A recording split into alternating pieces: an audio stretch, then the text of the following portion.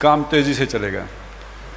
آپ متوجہ رہیں گے تو بس نکات کی صورت میں بات آپ کے سامنے رکھوں گا. شبان المسلمین کی دعوت یہ ہمارا موضوع ہے، اور اس موضوع کا تعلق ہے در حقیقت اس بات کے ساتھ کہ ہماری دینی ذمہ داریاں کیا ہیں جن کو ادا کرنے کے لیے ہم شبان میں آئے ہیں. اور دنیا میں اللہ تعالیٰ نے ہمیں بھیجا ہے تو در حقیقت امتحان لینے کے لیے اور ہمارے جوہر سامنے لانے کے لیے ہے. وہ جو بات آئی تھی کہ ہماری کچھ استعدادات ہیں جو اللہ نے ہمیں دے کے پیدا کیا، کچھ پوٹینشیل ہے جو ہمارے اندر رکھا ہے، کچھ صلاحیتیں ہیں جو اللہ نے ہمیں دی ہیں، اور ان صلاحیتوں کے اعتبار سے ہمارا امتحان ہونا ہے کہ ہم نے وہ پوری طرح استعمال کی ہیں یا خابیدہ ہی رکھی ہیں، سوئی پڑی رہی ہیں اور انہیں کام میں نہیں لائے ہیں. جیسے اللہ نے آنکھیں دی ہوں تو وہ بند کر کے بندہ بیٹھ جائے تو کتنا ناشکرا ہوگا، اسی طرح اللہ تعالیٰ نے کچھ ہمارے اندر صلاحیتیں رکھی ہیں اور وہ خابیدہ رہ گئی ہوں اور انہیں ہم نے بڑھوتری نہ دی ہو، نشو و نما نہ دی ہو، آگے نہ بڑھایا ہو، تو کتنا نقصان کی بات ہے. تو یہ امتحان لینے کے لیے اللہ تعالیٰ نے ایک طرف حب دنیا رکھی ہے، زینت حیات دنیا رکھی ہے، اور ابھی وہ جو تزکیہ والا مضمون بھی آپ دیکھ رہے تھے، اور دوسری طرف اللہ تعالیٰ نے کچھ ہمارے سامنے فرائض رکھے ہیں، کچھ کرنے کے کام بتائے ہیں. اللہ نے بتائیں کہ یہ کرو گے تو تمہاری ان داخلی صلاحیتوں کو جلا ملے گی، ان کی نشو و نما ہوگی اور ان کے اندر جو ہے وہ بڑھوتری ہوگی. تو امتحان تو بس اتنا ہے کہ ہم دنیا کی طرف جاتے ہیں یا ان فرائض دینی کی طرف جاتے ہیں جو اللہ تبارک و تعالیٰ نے ہمارے اوپر عائد کیے ہیں. تو یہ تو امتحان ہے جس میں ہمیں ڈال کے دنیا میں بھیجا گیا ہے. اب وہ فرائض کیا ہیں؟ اب آپ سوچئے کہ انسان کے اندر اللہ تعالیٰ نے جو صلاحیتیں رکھی ہیں، اگر وہ فرائض پورے نہ کرے تب بھی مطمئن نہیں ہوگا، اس کا ضمیر اسے کاٹے گا کہ تم دنیا کے کتے بن گئے ہو. اور اگر وہ دنیا کی طرف نہیں جاتا تو پھر بھی صبر نہیں آتا کہ لوگ کہاں پہنچ گئے ہیں اور تم جو ہے وہ درویش بن کے بیٹھے ہوئے ہو اور تمہارے پاس کچھ بھی نہیں ہے، لوگوں کے پاس کتنا کچھ ہے.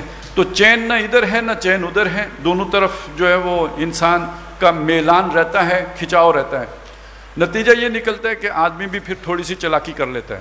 چلاکی وہ یہ کرتا ہے کہ اپنے جو بھی فرائض اس کے اوپر عائد ہوتے ہیں ان کو ذرا اپنے اس دنیا کی رجحانات کے ساتھ موڈیفائی کر لیتا ہے، ایڈجسٹ کر لیتا ہے، ان کے ساتھ ہمانگ کر لیتا ہے. اتنے فرائض ادا کرتا رہتا ہے جن سے دنیا کا نقصان نہ ہو، اور جن فرائض کے ادا کرنے سے دنیا کا نقصان ہونا شروع ہو جائے وہاں سے وہ پیچھے ہٹ جاتا ہے. لہٰذا پھر اس کی نتیجے میں فرائض کا ایک محدود تصور، ایک مسخ شدہ تصور، ایک پرورٹ تصور وہ سامنے آتا ہے. تو ہم قرآن مجید کی روشنی میں جب دیکھتے ہیں تو وہ شخص کے جس نے ایمان لانے کا اعلان کر دیا ہو، جس نے دعویٰ کر دیا ہو کہ میں مومن ہوں، ہر انسان نہیں، انسان سے تقاضا یہ ہے کہ اللہ کو مانو، آخرت کو مانو، رسول کو مانو، کتاب کو مانو، فرشتوں کو مانو. لیکن جب وہ مان لے اللہ کو، آخرت کو، رسولوں کو، اب اس سے مطالبہ یہ ہے، اور وہ جو بڑے مطالبے ہیں ان میں سے پہلا یہ اللہ کے بندے بنو. فاعبد اللہ مخلصا لہ الدین، اللہ کی اطاعت کرو، اپنی اطاعت اللہ کی عبادت کرو، اپنی اطاعت اس کے لیے خالص کر کے، اس کے اندر شرک نہ ہو. شرک کیسے ہو جائے گی؟ آدھی بات اللہ کی مانی، آدھی نفس کی مانی، شرک ہو گیا یا نہیں ہو گیا؟ آدھی اللہ کی مانی، آدھی برادری کی مانی، شرک ہو گیا یا نہیں ہو گیا؟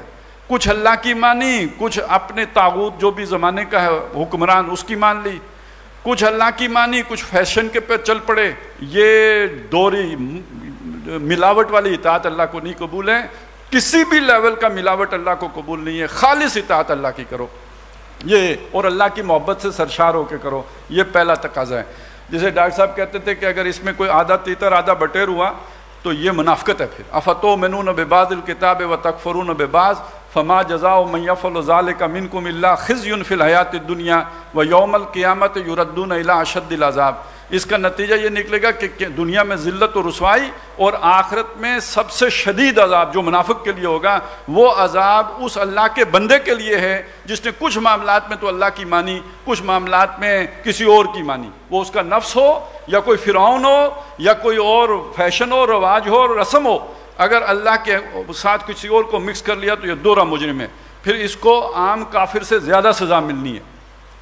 اس لیے فرمایا ادخلوا فی السلم کافہ، پورے کے پورے اسلام میں داخل ہو جاؤ. دوسری بات، ہمارا دین ہم سے یہ تقاضا کرتا ہے کہ تم امت مسلمہ کے فرد ہو، اب نبوت ختم ہو چکی ہے اور اللہ کا پیغام لوگوں تک پہنچانے کے لیے اللہ نے اس امت کو چن لیا ہے۔ تو جب اللہ نے اس امت کو چن لیا ہے تو اس امت کے فرد ہونے کی حیثیت سے اب اللہ کا پیغام لوگوں تک پہنچانا، وہ انسان جنہوں نے اللہ پر ایمان نہیں لایا ہے انہیں دعوت ایمان دینا اور ان کو اللہ کی عبادت کی طرف دعوت دینا، یہ بھی اب تمہاری ذمہ داری ہے۔ جو کام پہلے انبیاء کیا کرتے تھے، رسول کیا کرتے تھے، اب یہ تمہارے ذمے ہے، اب یہ کام تم نے کرنا ہے۔ کرو گے تو فلاح پاؤ گے، نہیں کرو گے تو اس کا علیحدہ عذاب ہے۔ اس کی معذرت اللہ کے سامنے پیش کرو گے، کوئی جدوجہد کر کے جاؤ گے نا کہ معذرتاً الی ربکم، یہ امر بالمعروف نہی عن المنکر، یہ اگر ادا کرو گے تو اللہ کی حفاظت میں رہو گے، یہ ادا نہیں کرو گے تو اللہ کی تمہاری کوئی پرواہ نہیں ہوگی کہ تمہیں دنیا جو ہے وہ ذلیل و خوار کرے، رسوا کرے، تمہاری حشر نشر کرے، اللہ کی مدد تمہارے شامل حال نہیں ہوگی جب تک کہ تم فریضہ امر بالمعروف اور نہی عن المنکر ادا نہیں کرتے، شہادت علی الناس کا فریضہ سر انجام نہیں دیتے، دوسروں کو دعوت و تبلیغ نہیں کرتے، اس کے بغیر اللہ سے تمہارا تعلق ہی ثابت نہیں۔ یہ بھی تمہاری اوپر ذمہ داری ہے۔ یہی قرآن مجید کی تبلیغ کرنا، قرآن کو پہنچانا، دوسروں تک وہ قرآن کی طرف بلانا، یہ تمہاری ذمہ داریوں میں شامل ہے۔ یہ بھی قرآن نے ہمیں کھول کھول کے بتایا ہے کہ ہر مسلمان کی یہ ذمہ داری بھی ہے۔ اور نبی صلی اللہ علیہ وسلم نے آخری خطبے میں بھی یہ سب کے سامنے رکھ دیا کہ مسلمانوں میں نے تمہیں پہنچایا، لوگوں نے کہا جی ہاں آپ نے پہنچا دیا، ہم گواہی دیتے ہیں، انک قد بلغت الرسالۃ وادیت الامانۃ ونصحت الامۃ وکشفت الغمۃ۔ تو اب حضور نے فرمایا فلیبلغ الشاہد الغائب، جو گواہ بن گیا ہے اب ان تک پہنچائے جن تک نہیں پہنچا۔ تو یہ ذمہ داری بھی مسلمانوں پر عائد ہو گئی جنہوں نے مانا ہے کہ اللہ ہمارا رب ہے۔ پہلی ذمہ داری خود اللہ کے بندے بنے، دوسری ذمہ داری دوسروں کو اللہ پر ایمان لانے اور اس کی بندگی اختیار کرنے کی دعوت دیں، اور تیسری ذمہ داری قرآن مجید سے واضح ہے کہ اللہ کے دین کو اگر قائم ہے تو اسے قائم رکھیں، اور اگر قائم نہیں ہے تو اس کو قائم کرنے کی جدوجہد کریں، اور اس میں اپنا تن من دھن لگا دیں، اپنا سب کچھ اس پر نچھاور کرنے کے لیے تیار رہیں، اور اس میں اگر جان کی بازی بھی لگانی پڑے تو دریغ نہ کریں۔ یہ ذمہ داری قرآن مجید نے مسلمان کے اوپر رکھی ہے۔ اس سے جو پھر جائے گا، اس سے جو منہ موڑے گا، اس کو بھی کہا یہ منافق ہے۔ اور سورہ انفال میں تو یہ کہا کہ اس کے لیے اس کا ٹھکانہ دوزخ ہے، جو میدان جنگ سے فرار اختیار کرے گا اس کا ٹھکانہ دوزخ ہے۔ تو یہ فرائض ہیں اللہ کی طرف سے عائد کردہ۔ ان میں سے شبان المسلمین کے اوپر کون سا فرض عائد ہوتا ہے؟ اللہ کا بندہ بننا شبان المسلمین کا فرض ہے یا شبان المسلمین میں شامل شبان کا فرض ہے؟ شبان کا فرض ہے۔ دوسروں تک دین پہنچانا، اپنے والد گرامی تک، اپنی والدہ ماجدہ تک، اپنے عزیز و اقارب تک، اپنی اولاد تک، اپنے بھائی بندوں تک، اپنے کولیگز جو آپ کے دفتر کے ساتھی ہیں ان تک، جو آپ کے ساتھ شریک سفر ہیں بس میں ان تک یا ریل میں، یا یہ کہ جو آپ کے محلے میں رہنے والے آپ کے اوس پڑوس والے ہیں ان تک دین پہنچانا شبان المسلمین کا کام ہے یا آپ کا کام ہے؟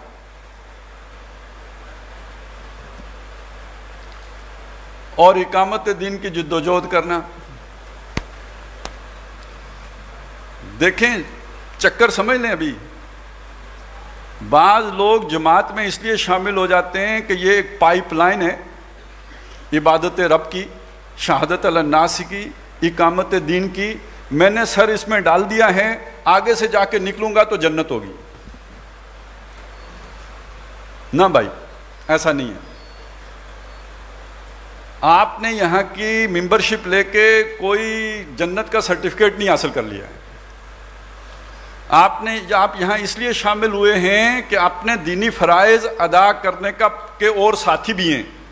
اگر یہ نہ بھی ہو تو آپ کا فرض یہی ہے، اور آپ اس میں شامل ہو کے بھی یہ کام نہیں کریں گے تو آخرت میں پکڑے جائیں گے۔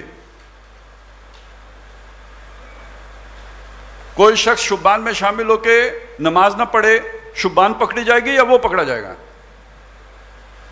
اور اگر شبان میں شامل ہو کے اقامت دین کے لیے کوئی کام نہ کرے تو شبان پکڑی جائے گی، تب بھی وہی پکڑا جائے گا۔ تو جب ڈاکٹر صاحب کہا کرتے تھے کہ اقامت دین اسی طرح فرض ہے جس طرح نماز فرض ہے، تو جیسے نماز پر پکڑ ہوگی ویسے ہی اقامت دین کی جدوجہد نہ کرنے پر پکڑ ہوگی۔ بات سمجھ میں آ گئی؟ تو شبان کیا ہے بھائی؟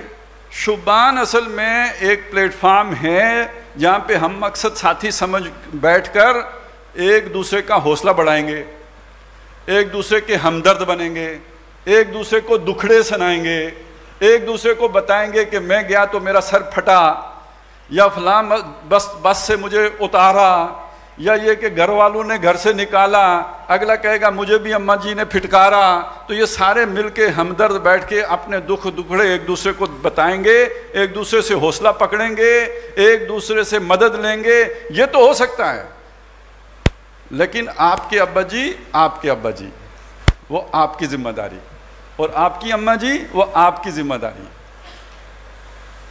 وہاں جا کے محاذ پہ بولو پہلوان نے خود ہی لڑنا ہے۔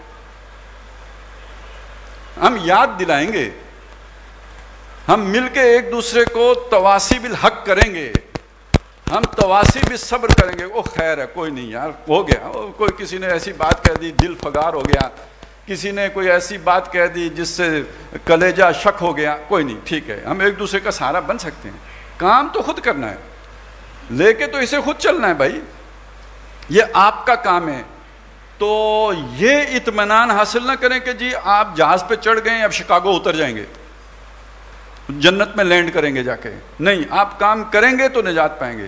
شبان کے معاملے میں کلیئر رہیں کہ ہم آپ کو چکر دینے کے لیے ہم نے یہ پلیٹ فارم نہیں بنایا، اور مجھے خود چکر آ جاتا ہے اگر میں یہ کہوں من انصاری اللہ۔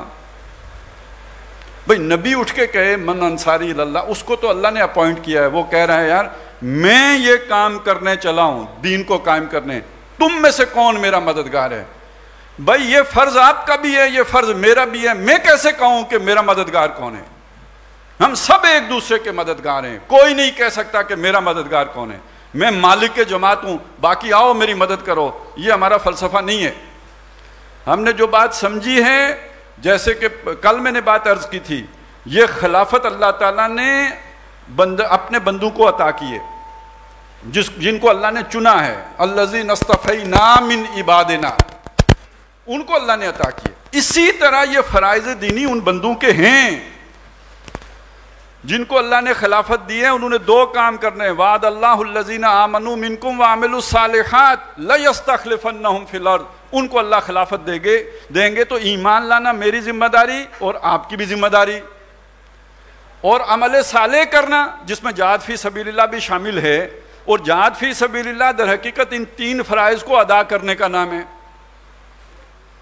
یعنی آپ کو اللہ کا بندہ بننے کے لیے جو محنت کرنی پڑتی ہے، جو تبلیغ کرنے کے لیے محنت کرنی پڑتی ہے، جو اقامت دین کے لیے اثار و قربانی کرنا پڑتا ہے، یہ سب کا سب مل کے جہاد فی سبیل اللہ کہلاتا ہے۔ اسی جہاد فی سبیل اللہ کا دوسرا نام عمل صالح ہے، اور اسی کا تیسرا نام انفاق فی سبیل اللہ۔ یہ تینوں باتیں ایک ہی ہیں۔ جب قرآن کہتا ہے الا الذین آمنوا وعملوا الصالحات، تو یہ عمل الصالحات کے اندر جہاد فی سبیل اللہ، انفاق فی سبیل اللہ شامل ہے۔ جب قرآن کہتا ہے والذین آمنوا وانفقوا، تو اس میں عمل صالح سارا شامل ہے۔ جب قرآن مجید کہتا ہے کہ وہ لوگ کہ جنہوں نے ایمان لایا اور جہاد کیا، تو اس میں عمل صالح، انفاق سب شامل ہے۔ ایک ہی بات ہے جس کو کہنے کے تین انداز ہیں۔ اور اگر کہیں قرآن مجید صرف ایمان کہے تو اس ایمان کے اندر بھی یہ سارا عمل یا جہاد یا انفاق شامل ہے۔ اب اس چیز کو سامنے رکھیں، یہ میرے بھی فرائض ہیں، یہ آپ کے بھی فرائض ہیں۔ شبان آپ کو یہ بتاتی ہے کہ یہ فرائض آپ ادا کریں گے اپنے بل پر، تو جو آپ کی استعداد ہے اس کے مطابق، تو اللہ کے ہاں سرخرو ہوں گے۔ اور اگر آپ نے اس استعداد میں سے کچھ بچا کے رکھا، بظاہر ہو سکتا ہے کہ کسی دوسرے کے مقابلے میں آپ نے زیادہ محنت کی ہو، لیکن آپ کی استعداد اس سے کہیں زیادہ تھی جتنی آپ نے محنت کی، اللہ کی ترازو میں آپ کا وزن کم نکلے گا، کیونکہ اس کے پیچھے جو باٹ رکھے ہوئے ہوں گے وہ سب کے لیے ایک نہیں رکھے ہوں گے۔ 2 کلو عمل صالح، یا 2 کلو جہاد فی سبیل اللہ، یا 2 کلو انفاق فی سبیل اللہ جس کا ہوگا وہ جنت میں جائے گا، نہیں، میرے لیے ہو سکتا ہے 5 کلو رکھا ہو، اور آپ میں سے کئی ایسے ہوں جن کے لیے 18 کلو رکھا ہو، اور کوئی وہ ہو جس کے لیے 40 کلو رکھا ہو، اور وہ بھی ہو سکتا ہے جس کے لیے آدھا کلو رکھا ہو۔ استعداد کا مطلب یہ ہے نا، تو اس کا نتیجہ پھر اس صورت میں ظاہر ہوگا۔ یہ ہم آپ کے سامنے رکھ رہے ہیں کہ آپ نے یہ محنت کرنی ہے، آپ نے یہ کوشش کرنی ہے، آپ نے یہ جد و جہد کرنی ہے۔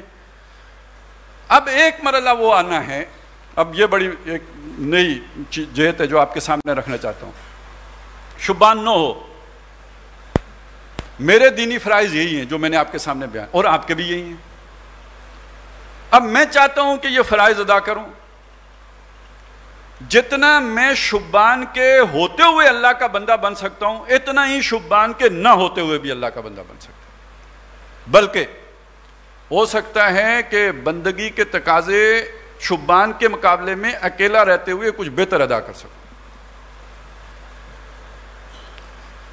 ابھی ہم اکٹھے ہوتے ہیں، نماز پڑھتے ہیں، سلام پھرتے ہیں، اس کے بعد جناب سیکرٹری صاحب کہتے ہیں جلدی سے آ جائیں، یہ سیٹوں پر بیٹھیں، آنا پڑتا ہے۔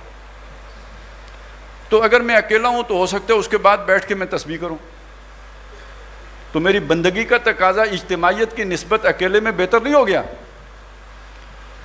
مجھے رات کو کوئی کام نہیں ہے، ہو سکتا ہے میں عشاء پڑھ کے سو جاؤں، تو عشاء پڑھ کے سو جاؤں تو امید ہے کہ میں تہجد کے وقت اٹھ بھی لوں۔ مجھے تقریر کے لیے کوئی پوائنٹس مرتب نہیں کرنے، کوئی نقشہ نہیں بنانا، تو ہو سکتا ہے میں اتنی دیر میں کچھ 2-4 صورتیں حفظ کر لوں۔ تو شبان تو میری انفرادی عبادات کے راستے میں رکاوٹ بن گئی ہے بھائی۔ تو انفرادی طور پر نیک آدمی میں شبان کے بغیر بہتر بن سکتا ہوں، میرا خیال یہ، آپ کا نہیں ہو تو بے شک ٹھیک ہے، نہیں ہے، لیکن میں نے آپ کے سامنے وجہ بھی رکھ لی ہے۔ اچھا، تبلیغ کا کام کرنا ہے، لمبی تفصیل میں جائے بغیر میں اور فروخ کافی ہیں۔ بھئی میں ملتان آؤں گا، چل کے آؤں گا، ہو سکتا ہے 5 آدمیوں کو ملوں، درس ہوگا تو 50 بیٹھے ہوں گے، تو میں اس کے مقابلے میں ایک جو ہے نا وہ پروگرام ریکارڈ کرا کے نوا پہ چڑھا دوں، بہرحال شام تک 1700-1800 بندہ تو دیکھ ہی لیتا ہے، تبلیغ ہو گئی نا۔ تو مجھے یہ چکر کیوں کھانے پڑتے ہیں، آنا جانا کیوں پڑتا ہے، ادھر ادھر پہنچنا کیوں پڑتا ہے؟ یہ تو اس کو جوڑنے کے لیے کرنا پڑتا ہے۔ وہ جو بیج بکھیرے ہیں اس فصل کو تیار کرنے کے لیے بھاگ دوڑ کرنی پڑتی ہے۔ تو اب یہ تبلیغ کا کام بھی معلوم ہوا کہ اکیلا آج کے دور میں آپ بغیر جماعت کے بڑی اچھی تبلیغ بھی کر لیتے ہیں۔ اچھا، پھر فائدہ بھی ہوتا ہے، جب آپ سوشل میڈیا سے آ رہے ہوں، بندے کے ساتھ آپ کا انٹریکشن نہ ہو، وہ بندہ آپ کو خلائی مخلوق سمجھتا ہے، مطلب یہ کہ فرشتہ تو سمجھتا ہی ہے نا۔ جب آپ ملتے ہیں تو پھر کچھ آپ بوٹیاں بھی کھا لیتے ہیں تو اس کو لگتا ہے یار یہ بھی ہماری طرح کا انسان ہے، ہنس بھی لیتے ہیں تو پھر اس کو بھی لگتا ہے یار یہ ہنستا بھی ہے۔ تو وہ انسان کے لاشعور میں وہ باتیں ہیں نا جو مشرک کہتے تھے، یہ کیسے نبی ہیں، بازاروں میں گھومتے پھرتے ہیں، کھاتے پیتے ہیں۔ تو جب آپ لیکچر دے رہے ہوتے ہیں تو نہ کھا پی رہے ہوتے ہیں، نہ ہنس مسکرا رہے ہوتے ہیں، نہ کوئی ایسی ویسی بات ہوتی ہے، تو بڑی ایک اچھی امیج ہے جو لوگوں کے ذہنوں میں آپ کی جا رہی ہوتی ہے، کیونکہ وہ آپ کو بھگت نہیں رہے ہوتے۔ لیکن اب جب لوگوں کے قریب جاتے ہیں جماعت سازی کے لیے تو اس کے نتیجے میں لوگوں کو پتہ لگتا ہے یار اے بھی ایویں ہی ہے۔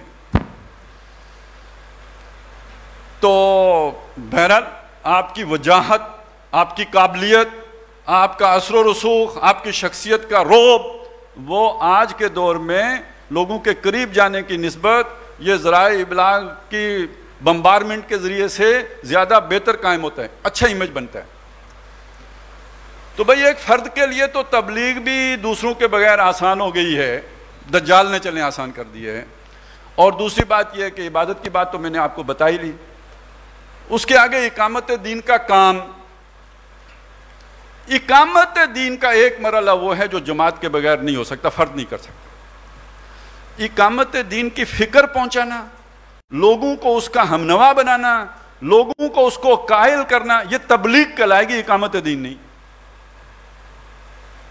سمجھ آ رہی ہے میری بات کی؟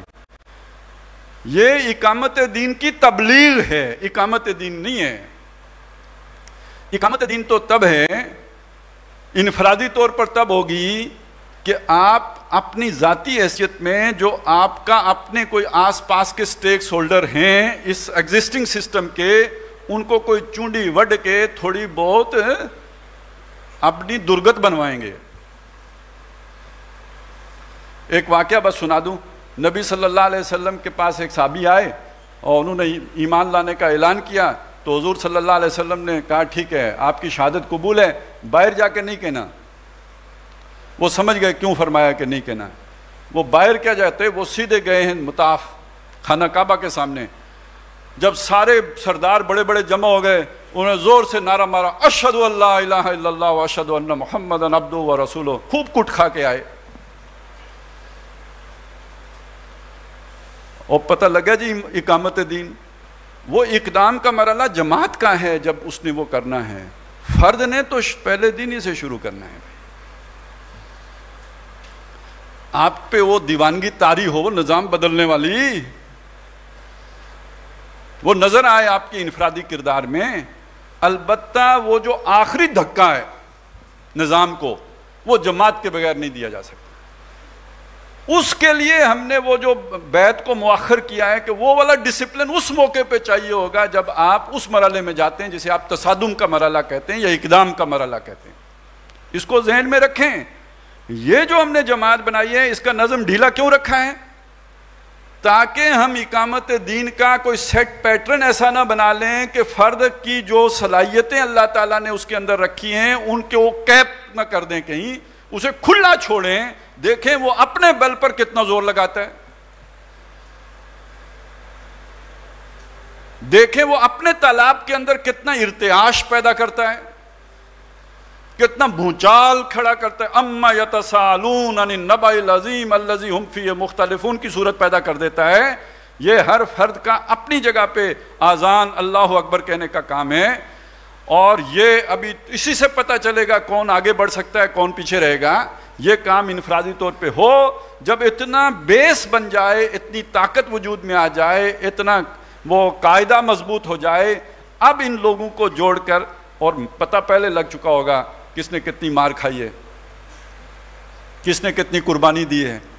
اب اگر آپ نقیب صاحب بنائیں گے تو یہ نقیب صاحب پرانے ویژن پر نہیں بنائیں گے، ان کے کٹ پروگرام کو دیکھتے ہوئے بنائیں گے۔ وہ جو کہتے ہیں نظریے کی کمٹمنٹ، تو کمٹمنٹ تو اب ظاہر ہو چکی ہوگی نا، اور اس کا لوگوں کے اوپر یہ اثر بھی ہوگا کہ لوگ اس کی بات سنیں گے بھی۔ اس کے لیے نظام العمل کے پلندے تیار کرنے کی ضرورت نہیں ہوگی، نہیں سنا تو پھر یہ ہوگا تو وہ ہوگا تو یہ چابی دیں گے اور وہ چابی بھریں گے، اس کی ضرورت نہیں پڑتی۔ پھر پتہ ہوتا ہے یہ وہ قربانی دینے والا ساتھی ہے، اس نے یہ محنتیں کی ہیں، اس نے یہ ماریں کھائی ہیں، پھر اس کی امارت بھی لوگ قبول کرتے ہیں۔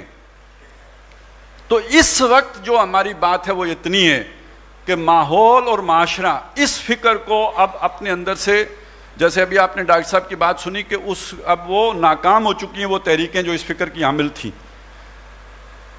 تو اب کم از کم وہ جو آخری بات ڈاکٹر صاحب کہتے تھے کہ اس فکر کو اگلی نسل تک منتقل تو کر دیں، تو یہ منتقل کرنے کا کام ہم ایک دوسرے کو وتواصوا بالحق کے ساتھ سکھائیں، پڑھائیں اور ترغیب دیں، راغب کریں، تو یہ ہم میں سے ہر آدمی کی ذمہ داری، اور اللہ ہم سے انفرادی حیثیت میں پوچھے گا کہ تو نے کتنا کام کیا ہے، یہ ہم سب نے کرنا ہے۔ اور اللہ کرے کہ ہماری ان کوششوں کے نتیجے میں، اور اسی لیے ہم نے کھلا رکھا ہے، نظم کی پابندیاں ایسی نہیں لگائی ہیں، کوئی زیادہ کرنا چاہتا ہے تو زیادہ کرے، کوئی تھوڑا کرنا چاہتا ہے تھوڑا کرے، کوئی جو ہے وہ ڈنڈا کھانا چاہتا ہے تو ڈنڈا کھائے، اور کوئی تھپڑ پہ ہی گزارا کرنا چاہتا ہے تو اتنا کرے، لیکن کم از کم باتیں تو سننے کے لیے ہر کوئی تیار ہو جائے نا۔ اتنا تو ہو کہ لوگ کہیں یار تھوڑا سا کھسک گیا ہے، اتنا تو سنے نا، اتنی بات تو کچھ کریں نا اپنے محلے میں، اپنے گھر میں، کہ کچھ لگے یار کہ یہ کچھ اور ہو گیا ہے، پہلے اس طرح کا نہیں تھا۔ اس پہ لوگ مجھے گالیاں دیں تو پڑھنے دیں، کہ وہ کہیں نا وہ جادوگر تھا، ہمارے بچے کا منہ وہ جادو کر کے خراب کر دیا ہے، یہ پہلے کچھ اور تھا اب کچھ اور ہو گیا ہے، تو یہ خیر ہے یار، میں برا صحیح، لیکن یہ آپ کی آخرت کے لیے یہی بہتر ہے۔ اور اس کے نتیجے میں ہم اس جگہ پہ پہنچ جائیں کہ ہم نظام بدلنے کے قابل ہو جائیں، تو پھر وہ والا سمع و طاعت والا نظم بنا کر پھر ہم اس کے لیے بھی اقدام کریں گے، آگے بڑھیں گے۔ اور آخر میں چونکہ ویسے جو پورا ٹائم رکھا گیا تھا وہ 2 بجے کا تھا، وہ پورے ہو گئے، اور میں بھی زیادہ ٹائم لینا نہیں چاہتا، میرا ٹائم تو نہیں پورا ہوا، پورے جو پروگرام کا ٹائم پورا ہو گیا ہے۔ آخر میں صرف میں ایک مولانا مودودی رحمۃ اللہ علیہ کا ایک کال آپ کو سنا دوں، ڈاکٹر صاحب نے یہ سنایا ہے، ریکارڈڈ موجود ہے۔ کہ مولانا مودودی یہ کہتے ہیں کہ جس گھر سے مجھے خبر آتی ہے کہ جھگڑا شروع ہو گیا ہے میاں بیوی میں، اور یہ کہ والدین پریشان ہو گئے ہیں، تو جس گھر سے مجھے خبر آتی ہے کہ جھگڑا شروع ہو گیا ہے، دل میں اطمینان ہو جاتا ہے کہ کام شروع ہو چکا ہے۔ اور اس کے ساتھ جڑا ہوا ایک واقعہ سنا دوں، ابھی حال اللہ تعالیٰ نے انہیں عمر دراز عطا کرے، ہمارے امیر حلقہ تھے شمس اللہ کاوان صاحب، ایک دفعہ عمرہ مقامی کی میٹنگ تھی، ان سے پوچھتے ہیں، شروع یہاں سے کیا، ایک صاحب لیٹ آئے، دیر سے آئے، تو انہوں نے پوچھا کہ بھائی تم میں سے کس کس کی بیوی اس سے راضی ہے، خوش ہے؟ تو باقی لوگ چپ ہو گئے، وہ جو دیر سے آئے تھے انہوں نے ہاتھ کھڑا کیا کہ میری خوش ہے، کہتے اسی لیے دیر سے آئے ہو۔ تو یہ ایک آئینہ ہے جس میں آپ ایک تو خوش اس وجہ سے ہو سکتا ہے نا کہ وہ آپ کی ہم مقصد ہو اور اس مشن میں آپ کے ساتھی ہوں، لیکن یہ کہ عام طور پر ہم مقصد ہونے کے باوجود بھی پراٹھا نہ پکے تو بہرحال ان کو رنجش ہوتی ہے، تھوڑی بہت بات آتی ہے، پھر سمجھانا پڑتا ہے سر نو وتواصوا بالحق، اور جہاں پہ یہ نہ ہو، ہم مقصد نہ ہوں، تو وہاں تو بہت باتیں سننی پڑتی ہیں، بیوی کی نہیں، ساس کا بھی، اور پھر اپنی اماں جی کی بھی، کیونکہ ان کی بھی ناک کٹ رہی ہوتی ہے اس سارے پروسیس میں، تو یہ ساری باتیں سننے کے لیے تیار ہوں۔ اللہ تعالیٰ ہمیں توفیق دے۔ یہی وہ اصل شے ہے جو دب رہی تھی، جو ہم نے چاہا کہ آپ کے سامنے آئے۔ آپ کے اندر انقلابیت تب آئے گی جب آپ کے گھر سے میں یہ تھوڑی فرکشن شروع ہوگی، تو اللہ تعالیٰ ہمیں صحیح رخ پر صحیح طریقے سے صحیح محنت کرنے کی توفیق عطا فرمائے۔ اقول قولی ھذا واستغفر اللہ لی ولکم ولسائر المسلمین والمسلمات۔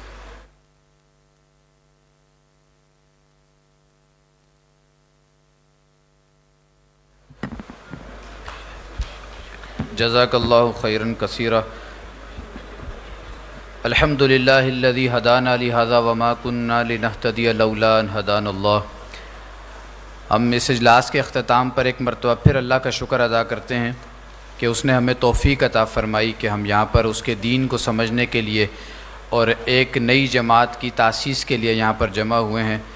شکر صد شکر کے جمازہ بمنزل رسید۔ ایک دفعہ پھر اللہ کا لاکھ لاکھ شکر کہ ہم نے جو پروگرام ترتیب دیا تھا وہ اپنے